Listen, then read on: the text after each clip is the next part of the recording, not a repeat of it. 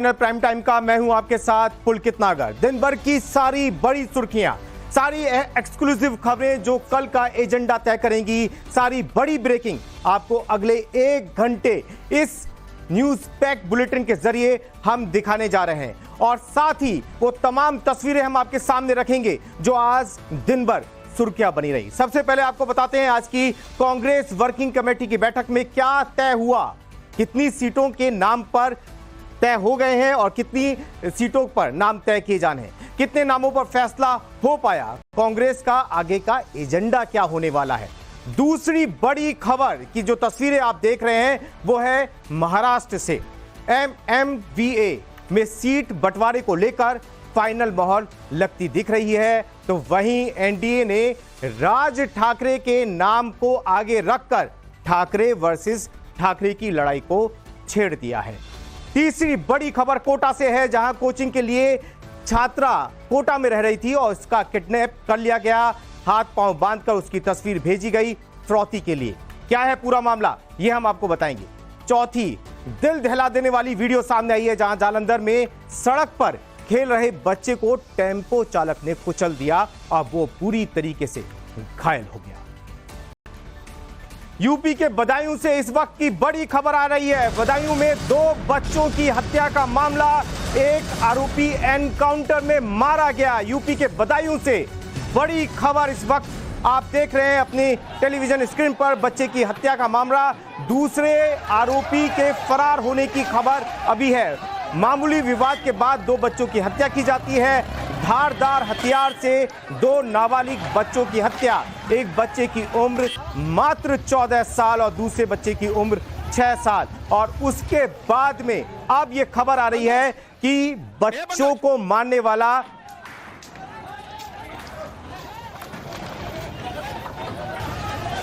आज शाम को ये सूचना मिली कि यहाँ बाबा कॉलोनी पुलिस चौकी के पास एक स्थान है, उसमें एक युवक ने एक घर में मुस्लिम उसके पड़ोस का ये घर है, 2 बच्चों की हत्या कर दी। तो उसको लेकर कुछ लोग आक्रोशित हो गए हैं, उनको बचाया गया, बॉडीज को पोस्टमार्टम के लिए लोगों ने भिजवाया है और उनको आश्वस्त किया गया है जो न्यायपूर्ण कार्रवाई है, कानूनी कार्रवाई लोग समझ सकते हैं। कितने बच्चों की मौत हुई है? 2 बच्चों। क्या क्या उम्र होगी सर?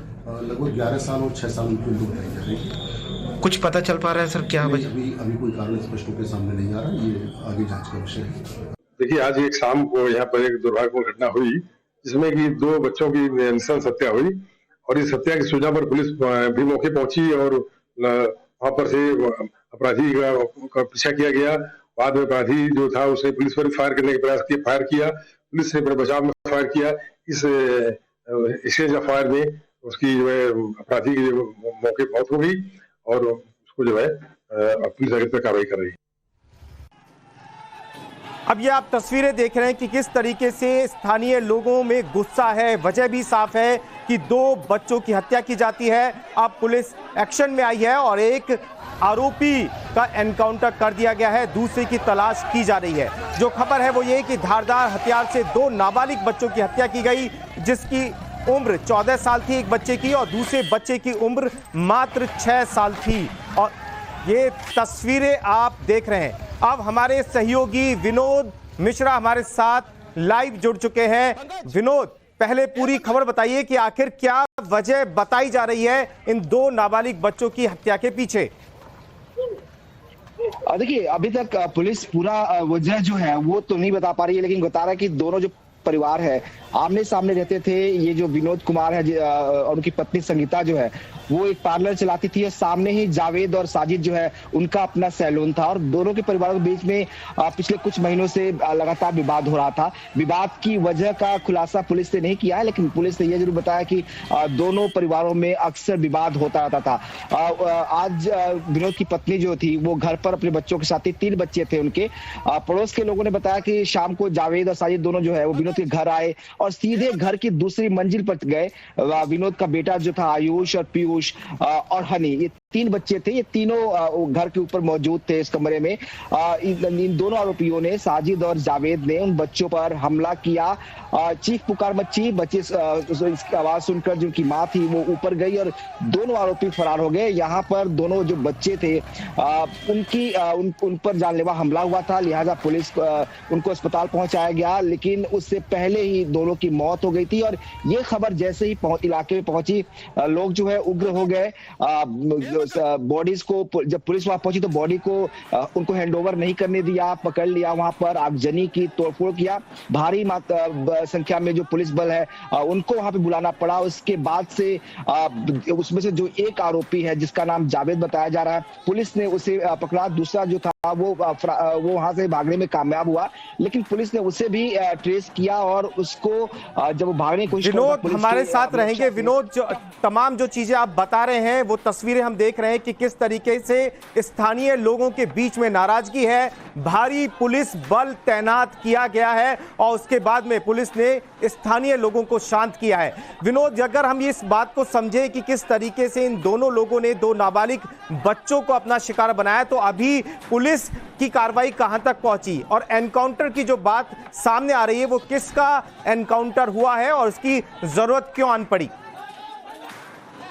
देखिए, पुलिस का दावा है कि जो आरोपी जावेद है उसको गिरफ्तार किया गया था और पुलिस उसको अपने अभिरक्षा में लेकर जा रही थी। अचानक वो वहां से फरार होने की कोशिश करने लगा, उसने पुलिस पर फायरिंग की और इसी दौरान पुलिस ने उस पर जवाबी फायरिंग की जिसमें उसकी मौत हुई है।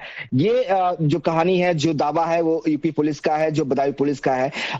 अभी एक जो कंफर्मेशन है जिस बात को लेकर कि जो एनकाउंटर में मारा गया है वो जावेद है या वो साजिद है, ये थोड़ा सा इसको लेकर अभी सस्पेंस है कि पुलिस ने अभी नाम। ठीक है विनोद, हमारे सहयोगी तमाम जानकारियां दे रहे थे इस खबर से जुड़ी हुई।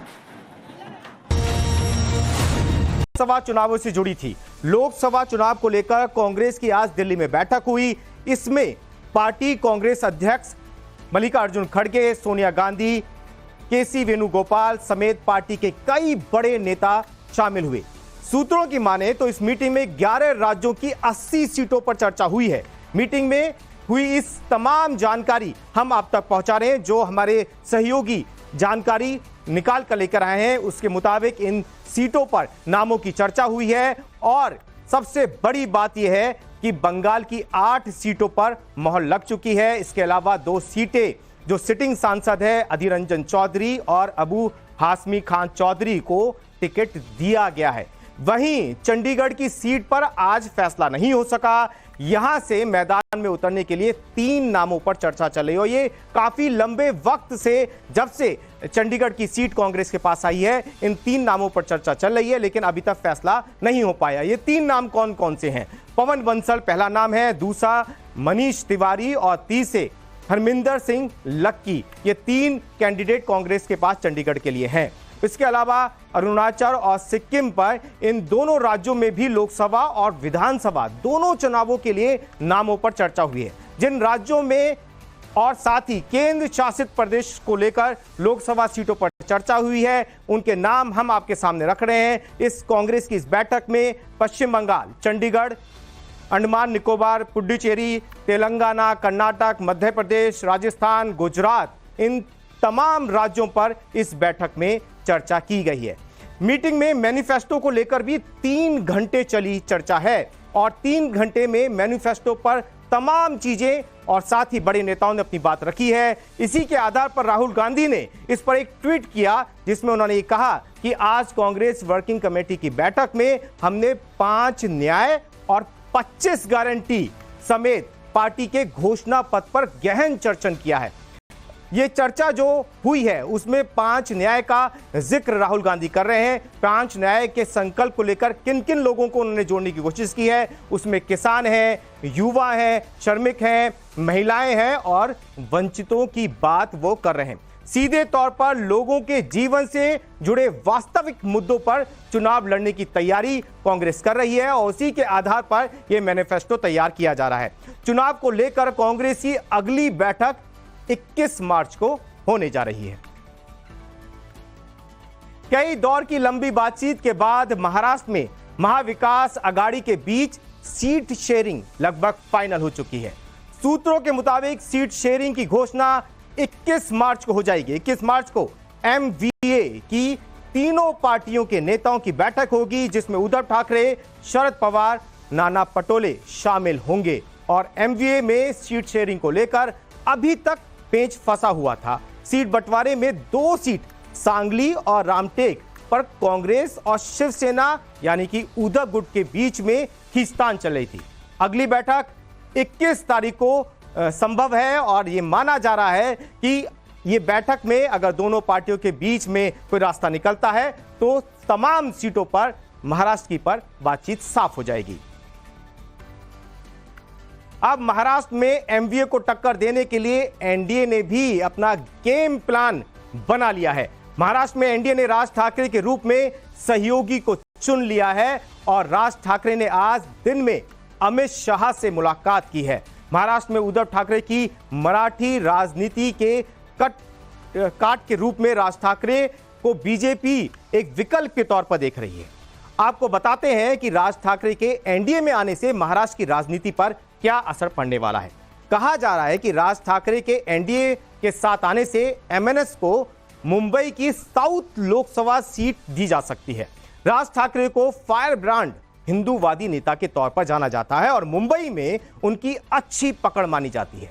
ऐसे में मुंबई साउथ सीट पर एनडीए को मजबूत उम्मीदवार मिल जाएगा।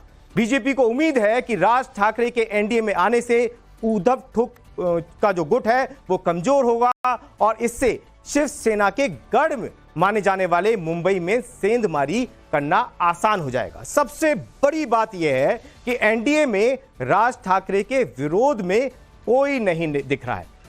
शिवसेना शिंदे गुट जो है वो भी कह रहे हैं कि राज ठाकरे आते हैं तो उनका स्वागत है। सुनिए शिंदे गुट के नेता क्या कह रहे हैं। शिवसेना ने इससे पहले ही मनसे का स्वागत किया हुआ है और आप सभी को पता है शिवसेना की आइडियोलॉजी और मनसे की आइडियोलॉजी सेम है। दोनों ही बाला साहब ठाकरे जी के विचारों के ऊपर आगे चल रहे हैं, हिंदुत्व के लिए काम कर रहे हैं। तो हमने पहले ही मनसे का स्वागत किया और माननीय मुख्यमंत्री एकनाथ शिंदे साहब ने मनसे के प्रमुख राज ठाकरे साहब से इसके पहले भी 1-2 बार मुलाकात की है, तो हम उनका स्वागत ही करते हैं। शिवसेना के अध्यक्ष उद्धव ठाकरे भी कह रहे हैं कि महाराष्ट्र में ठाकरे का नाम ही चलता है, ठाकरे के नाम पर ही वोट मिलते हैं। ऐसे में अगर राज ठाकरे एनडीए में आ जाते हैं तो नुकसान उद्धव ठाकरे को ही होगा। कारण त्यांना आता असं कळलंय की महाराष्ट्रामध्ये मतं पाहिजे असतील तर मोदी या नावावरती मतं मिळू शकत नाही, ठाकरे या नावावरतीच मतं मिळतात। म्हणून बाळासाहेबांचा फोटो चोरला काही फरक पडत नाही। कोटा में कोचिंग करने गई मध्य प्रदेश शिवपुरी की छात्रा किडनैप केस के बाद से हड़कंप मचा है। इस छात्रा का किडनैप करने के बाद में तस्वीरें सामने लगातार वायरल हो रही हैं। ये तस्वीरें आप देख रहे हैं। 21 वर्ष की छात्रा की किडनैपिंग के बाद तस्वीरें उनके पिता के मोबाइल फोन पर भेजी गई और परिवार से 30 लाख रुपए की फिरौती की मांग की गई। फिरौती ना देने पर किडनैपर्स ने ये धमकी दी है कि वो लड़की को जान से मार देंगे। लड़की के परिवार का कहना है कि किडनैपर पहले से ही लड़की को धमकी देते रहे। किडनैपर की जानकारी जैसे ही पुलिस को मिली है, पुलिस ने लड़की की तलाश शुरू कर दी है। कोटा सिटी के एसपी ये बात कह रही हैं कि लड़की की तलाश के लिए टीमें बना दी गई हैं और पुलिस ने छात्रा के बारे में किसी भी तरह की जानकारी देने वाले को 20,000 रुपए का इनाम देने की घोषणा की है। कार्रवाई पुलिस की हुई है वो उससे कितना संतुष्ट है, और दूसरी बात ये कि ये पूरा प्रकरण आपको क्या लगता है किस तरह? पूर्व में भी बेटी को अपहरण करने के हमें धमकी आती रही थी और उन धमकियों के चलते इंदौर में थी उस समय बेटी, तो हमने इंदौर पुलिस को कार्रवाई के लिए बोला तो उन्होंने मारपीट करके उनको छोड़ दिया था और अभी इंदौर शहर के लड़के और इधर के लोगों ने इसका अंजाम दिया इस घटना को। बहुत दुख हुआ है, मेरे पास शब्द नहीं है अभी कहने के लिए। मैं समझ रहा हूं आपके ऊपर क्या बीत रहा है, पर आप बिल्कुल चिंता मत करो, अपनी पत्नी का देखभाल करो और ये मेरी जिम्मेदारी है। मैंने अभी मुख्यमंत्री राजस्थान से मैंने अभी बात की है और मैंने कहा है कि हम लोगों को तहकीकात करके जल्द से जल्द हमारी बच्ची को वापस लाना है और पूरी वहां राजस्थान की पुलिस को भी उन्होंने निर्देशित कर दिया है। मेरी जिम्मेदारी है, मैं पीछे पड़ रहा हूं, आप बिल्कुल चिंता मत करो। बेटी आपकी केवल नहीं है, बेटी मेरी भी है। वक्त है छोटे से ब्रेक